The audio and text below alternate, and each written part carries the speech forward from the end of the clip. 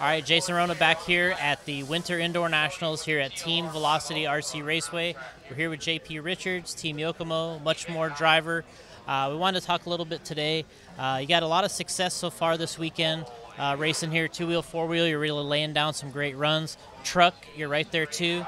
And we want to talk about some Yokomo stuff and kind of the improvements you guys have been making over the last few races. When I talked to Mayfield, he mentioned to me that you guys have been working hard on the two-wheel, really getting that thing dialed in.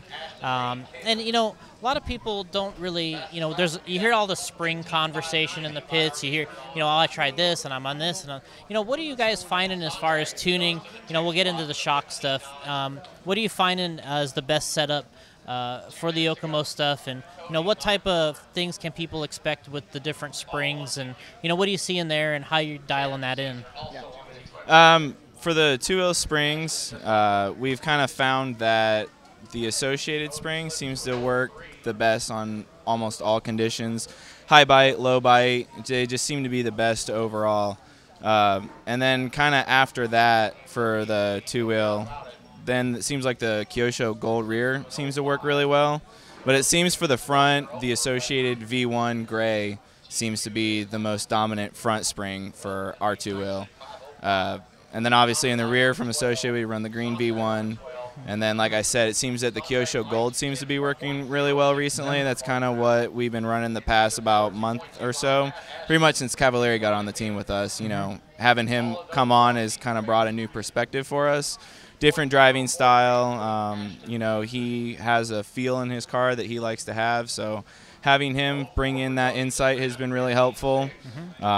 So yeah, it seems to be, those two sets of springs seem to be really good. And then what's kind of funny on the opposite end of that, for our four-wheel drive, our spring seems to work really well. Our racing performer spring that we have, we run the green rear on the four-wheel pretty much most of the time. We'll kind of flip between that one or the orange, which is a step stiffer. And then in the front, it's been the associated V2 yellow that we've been running a lot lately. Yeah, that's why I was asking about the springs, because it seems like everyone just kind of flip-flops these things all over. All the springs now seem to fit each other's shock bodies, and these things are interchangeable. Guys are kind of allowed to run the different manufacturers depending on what works and what feels right on the car, right? Yeah, it seems like the Yokomo spring has a more in the track feel. You can kind of feel the movement of the car going around the track a lot more, which in the lower bike conditions is really good because roll most of the time produces grip because it gets the weight transfer going for you. But then the associated spring, like I said, on the high grip stuff seems to work really, really well. It gives you a solid planted feel to the car, taking off jumps, landing jumps, cornering. So, those have been really good. And then seems like the Kyosho Gold seems to be kind of that happy medium of planted, but also still be able to feel the roll of the car. Okay. And then how about on the truck? What are you guys seeing so far on the truck? It's kind of new. Yeah. Truck's been new. Yep. You guys are getting that going now and trying to get it up to speed. Two-wheel and four-wheel seems to always have been there pretty well. The truck's coming up to speed. What are you finding with the new truck? The new truck is kind of been a struggle for me lately. I've always kind of had a main focus of two-wheel and four-wheel, especially last year when we didn't have a truck. So, then we brought the truck on, I believe in November is when it came available to the public. Seems like both Ryan and Ryan at the CRC race, they seem to really like the kit springs on that. Pretty much the truck that we've been running has been almost kit stock. Okay. I mean, we've been running one, maybe two hop-ups on it. We'll sometimes run the aluminum rear hubs, which are interchangeable between the truck and the four-wheel. But, I mean, other than that, there really hasn't been a whole lot of hop-ups that we've been putting onto the truck. Even pistons are the one that comes in the truck, have been the one that we've been running. Yeah, I mean, that was kind of another question I had was, when we were talking, Thomas and I, before we were, going to talk to you, we were like, what real hop-ups are you putting on these cars? I mean, from Yokomo, in terms of, the truck, like you said, that thing's been pretty stock. Even the stock pistons, springs, that's pretty unbelievable. But going into the four-wheel drive, what are the options that people should look at maybe getting, if any, to get these vehicles kind of on that next level or race spec? Yeah, for the truck has kind of been, I would say, the biggest evolution that we've had with the Yokomo cars. Like I said, the amount of hop-ups that we run on are extremely minimal, and quite honestly, there's not many that you actually need. Some people like to have the aluminum parts because they look cool, Yeah. the black and the silver lining and everything, and it just give it an extra, sparkle to the car, if you will. But like I said, the truck, you can run it box stock. I know when Mayfield first got his, he ran it kit stock 100%, didn't have any hop-ups on it at all. But as far as hop-ups that we normally run on our cars, seems to be the shock shafts seem to be the number one thing that we'll always go to. Yep. The gold shock shaft that we have. We've updated them. I know originally they came with E-clips to keep the pistons on, but even now the kit comes, the silver ones even have the screw on now. So, but still, it seems the gold seems to provide a smoother shock for us. We do that on both two-wheel, four-wheel, and truck. And then as far as hop-ups for the four-wheel drive, it seems rear hubs would probably be my number one go-to after the shock shafts. And then after that, probably caster blocks. And then most recently, we've been running the plastic bell crank system. Before we had an aluminum bell crank system that we would use as a hop-up, and now Ryan and now myself have been using a lot of the plastic bell crank system. Just kind of gives the car more forgiving steering that, I think originally we were worried about the plastic bell crank system breaking. But, now that we've tried it, we haven't had any breakage problems with it. So kind of have that more forgiving steering on the car, smoother and everything, especially with the grip that seems to be coming up in these tracks that we're going to, time after time. It just gets crazy, crazy grip now. So kind of sliding over a little, want to talk a little bit about Muchmore. I believe you started running for them, I think it was last year, doing the Muchmore electronics. And, what are you finding with the speed controls that you guys are doing in the modified classes to get them dialed in and to get them feel the way you like?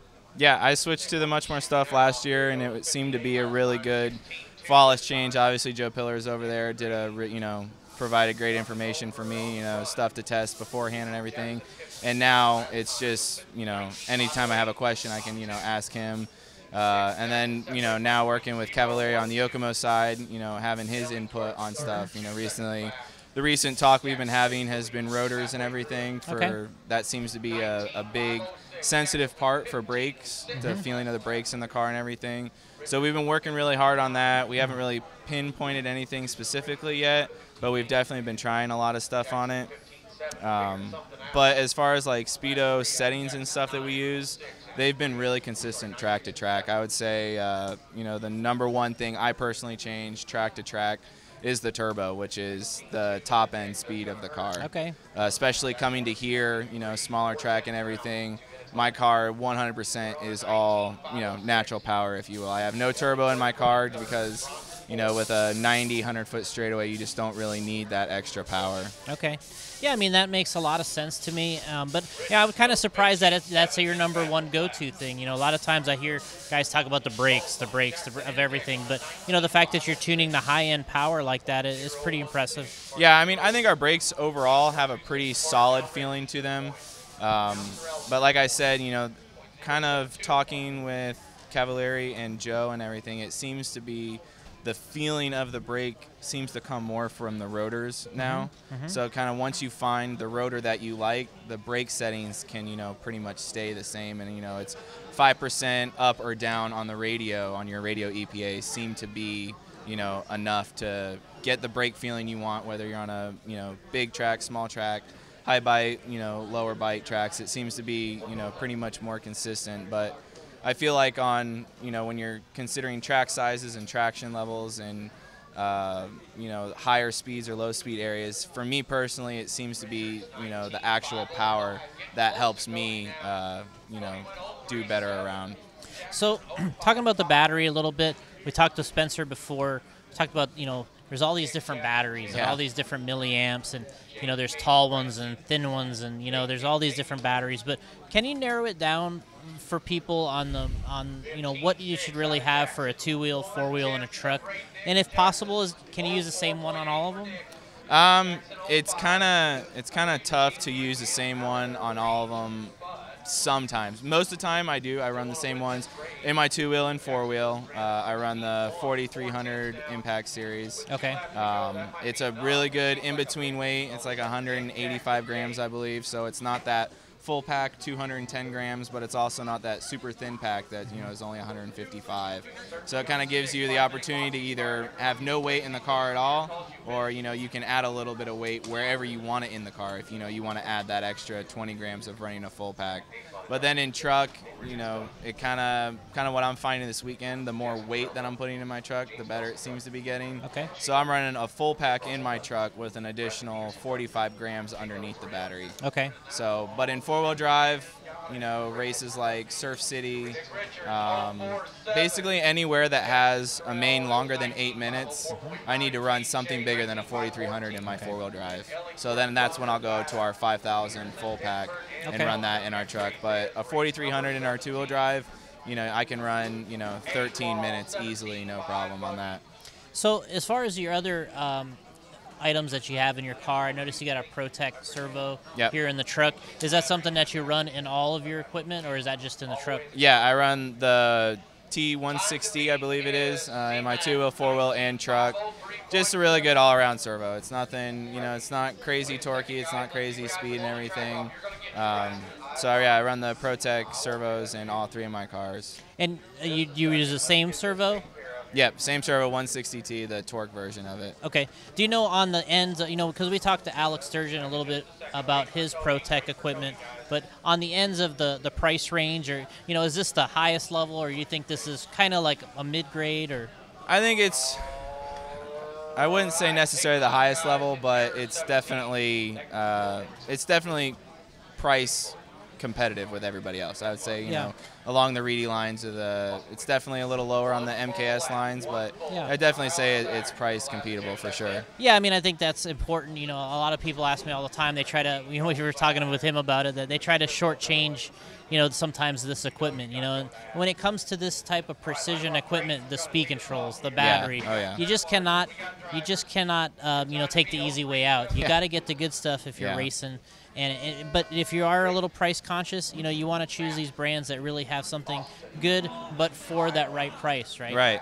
Yeah, especially with the ProTech stuff, I've not had any problems, with the servos. And I mean, the stuff it's crazy what we put our cars through sometimes, especially when you're considering high-speed sweepers with super high grip and everything, and actually have these things, stay together, not be stripping gears and stuff. It's pretty impressive, and I've not really had any problems with my ProTech stuff. All right, well, JP, give us a shout out here on all your sponsors here this weekend. Obviously, you're doing so well. You got 4 TQs so far. Looking for some more. We got some guys that are going to be battling in this last round. It's going to be good. But thanks for joining us, and give a shout out to your sponsors. Yeah, Yokomo, Muchmore Racing, Proline, T-Works, 920 Designs, Luke Dog Graphics, and A-Main Hobbies. All right, JP, thanks so much. Yokomo, Muchmore Racer here, giving us the lowdown here on the equipment here, and doing so well here at Team Velocity RC Raceway. And thanks again, and Thank you. We'll see you soon.